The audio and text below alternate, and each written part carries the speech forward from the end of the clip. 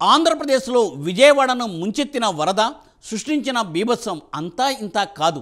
ఈ ఆపత్కాలంలో అందరూ సహాయక చర్యలలో ముమ్మరంగా పాల్గొంటున్నారు. అధికారులను ముందుండి నడిపిస్తున్నారు సీఎం చంద్రబాబు. స్వయంగా ప్రొక్లైన్పై చంద్రబాబు వరద ప్రాంతాలను సందర్శిస్తున్నారు కూడా. మీకు అండగా మేమున్నామని బాధితుల్లో భరోసా కల్పిస్తున్నారు బాబు. స్వచ్ఛంద సంస్థలు కూడా సహాయ కార్యక్రమాల్లో విరివిగా పాలు పంచుకుంటున్నాయి. సినీ రంగం నుండి అయితే పలువురు విరాళాలు కూడా ప్రకటిస్తున్నారు. ఆహారం, తాగునీరు అందేలా చర్యలు కూడా తీసుకుంటున్నారు. రాష్ట్రంలోని వివిధ ప్రాంతాల నుండి ఆహారం, దుస్తులు విజయవాడకు తరలిస్తున్నారు. బాధితులను ఆదుకోవడానికి అందరూ ఆపన్నహస్తం అందిస్తున్నారు. దీనిపై ప్రైమ్ 9 స్పెషల్ స్టోరీ ఇప్పుడు చూద్దాం.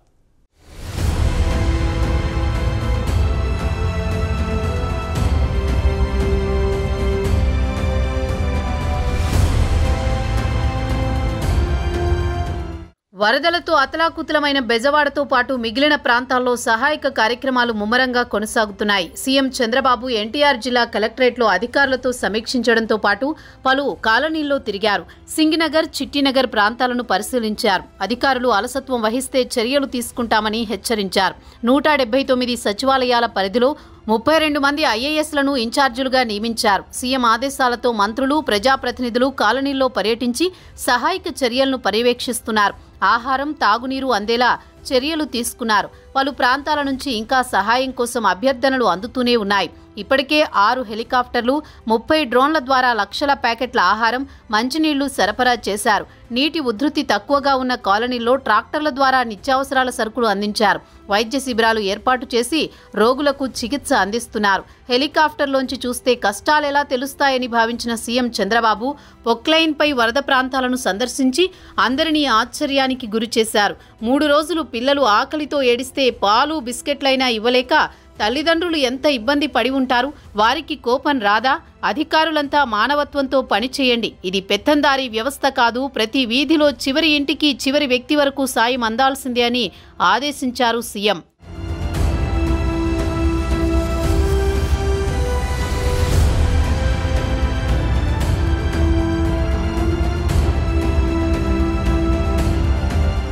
హెలికాప్టర్పై ఏరియల్ సర్వేకు వెళితే వాస్తవ నష్టం, బాధితుల కష్టం తెలిసే అవకాశం లేదు. అందుకే ప్రొక్లైన్పై వెళ్లా అని చంద్రబాబు చెప్పారు. క్షేత్రస్థాయిలో పర్యటించినప్పుడు తాగడానికి నీళ్లు లేవంటూ ఎక్కువ మంది నుంచి ఫిర్యాదులు అందాయని సీఎం చంద్రబాబు చెప్పారు. బుధవారం నుంచి మరిన్ని వాటర్ బాటిళ్లు పంపిణీ చేస్తాం. 180 ట్యాంకర్లతో నీళ్లు సరఫరా ప్రారంభిస్తాం. బుధవారం సాయంత్రానికి అన్ని రక్షిత తాగునీటి పథకాల నుంచి నీళ్లు విడుదల చేస్తాం. ప్రతి వార్డులో 1000 కుటుంబాలకు ఒకరిని సచివాలయ కేంద్రంగా నియమించి వారికి సెల్ ఫోన్ ఇస్తామని హామీ ఇచ్చారు. మరోవైపు వరదలో మునిగి ద్విచక్ర వాహనాలు, కార్లు, ఆటోలు, ఇతర వాహనాలు పాడయ్యాయి. కొన్ని కొట్టుకుపోయాయి. బ్యాంకర్లు, బీమా కంపెనీల ప్రతినిధులతో సమావేశమై బాధితులందరికీ బీమా లభించేలా కృషి చేస్తాం.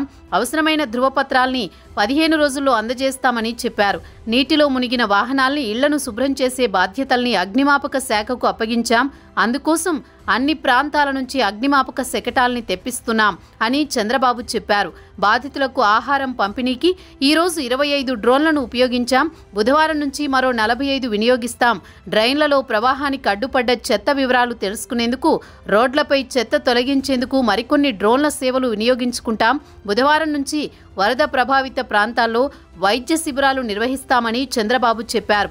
వరద బాధితులకు ఇచ్చే ఆహారాన్ని విసరడంతో కొంత నీటిలో పడుతోందని, అది సరికాదని చంద్రబాబు వ్యాఖ్యానించారు. పండ్లు, నీరు, ఆహారాన్ని చేతికి అందించాలని కోరారు.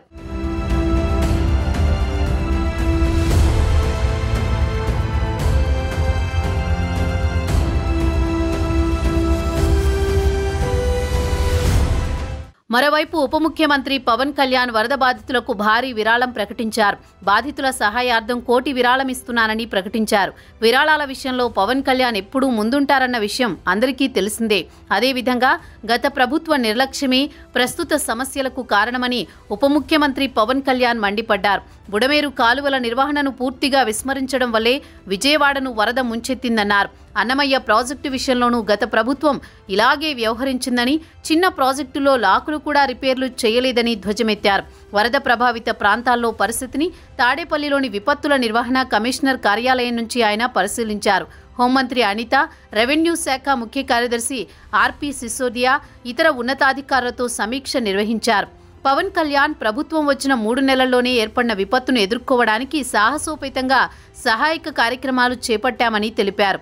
పంచాయతీరాజ్ శాఖ పరంగా గత 2 రోజులుగా సమీక్షలు చేస్తున్నారు పవన్ కళ్యాణ్. ఇది సహజంగానే వచ్చే వరదని అనుకున్నాం. ఊహించని రీతిలో గత 50 ఏళ్లలో ఎప్పుడూ రానంతగా భారీగా వరద వచ్చింది. ముఖ్యంగా తెలంగాణ నుంచి వరద నీరు మన రాష్ట్రంలోకి వచ్చింది. బుడమేరు కాలువ నిర్వహణ విషయంలో గత ప్రభుత్వం దృష్టి పెట్టకపోవడంతో భారీగా వచ్చిన వరద నీటితో ఇబ్బంది పడ్డాం. భవిష్యత్తులో ఇలాంటివి తలెత్తకుండా వరద నీరు బయటకు వెళ్లేలా కాలువలు ఏర్పాటు చేయాలి. ఇప్పటికే ఉన్న వాటిని బలోపేతం చేయాలి. దీనిపై సీఎంతోనూ చర్చిస్తామని పవన్ కళ్యాణ్ అన్నారు.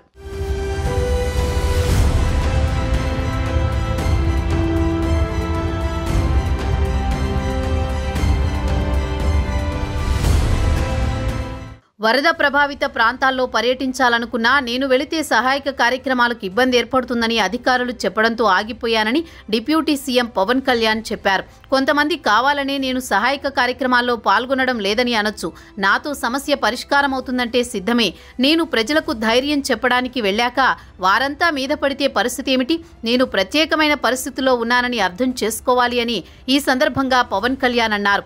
వ్యవస్థలు బలంగా పనిచేస్తే చెరువులు ఆక్రమణలకు ఎందుకు గురవుతాయి? హైదరాబాద్లో ఏం కాదులే అని గత 25 ఏళ్లుగా చెరువుల్లో నిర్మాణాలు చేసేశారు. ఇప్పుడేం జరిగింది? ఏపీలోనూ ఇలాంటి పరిస్థితులు ఉండొచ్చు. దీనిపై ప్రజల్లో అవగాహన కల్పించి ప్రత్యామ్నాయం చూపించాలి అని ఆయన అభిప్రాయపడ్డారు. నౌకాదళం నుంచి హెలికాప్టర్లు తెప్పించాం. డ్రోన్ల ద్వారా సహాయ కార్యక్రమాలు చేపడుతున్నాం. అతి తక్కువ సమయంలో చాలా ప్రభావవంతంగా పనిచేయగలిగాం. భవిష్యత్తులో ఇలాంటివి జరగకుండా నివారించేలా పనిచేస్తాం.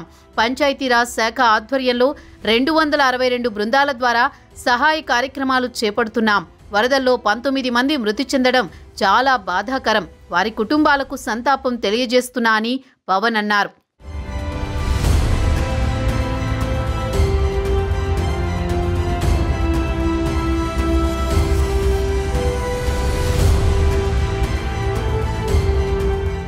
మరోవైపు వరద బాధితుల కోసం విరాళాలు, సహాయాలు పెరుగుతున్నాయి. తెలుగు సినీ రంగం నుంచి పలువురు విరాళాలు ప్రకటించారు.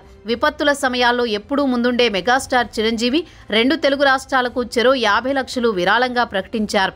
అదేవిధంగా బాలకృష్ణ, జూనియర్ ఎన్టీఆర్ 2 రాష్ట్రాలకు కలిపి ఒక్కొక్కరు 1 కోటి చొప్పున విరాళాన్ని ప్రకటించారు. మరో కథానాయకుడు మహేష్ బాబు 2 తెలుగు రాష్ట్రాల సీఎంల సహాయ నిధికి 50 లక్షల చొప్పున విరాళమిస్తున్నట్లు తెలిపారు.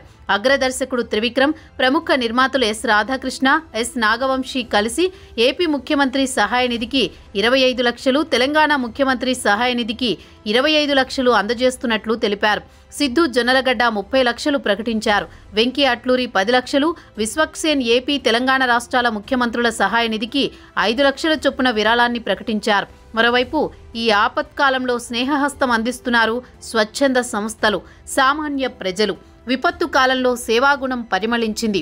బుడమేరు, కృష్ణానది వరదల్లో చిక్కుకుని విలవిల్లాడుతున్న బాధితులకు మేమున్నామనే భరోసాను అందిస్తూ అండగా ఉండేందుకు స్వచ్ఛంద సంస్థల ప్రతినిధులు, యువత, ప్రజలు కదిలి వస్తున్నారు. ఒక్కరు ఇద్దరు కాదు, 10లు 100ల సంఖ్యలో ముందుకొస్తున్నారు.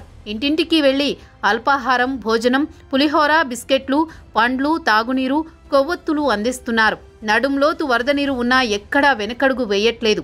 వరద నీటిలోనే బోట్లలో 2-3 కిలోమీటర్లు ప్రయాణించి పంపిణీ చేస్తున్నారు.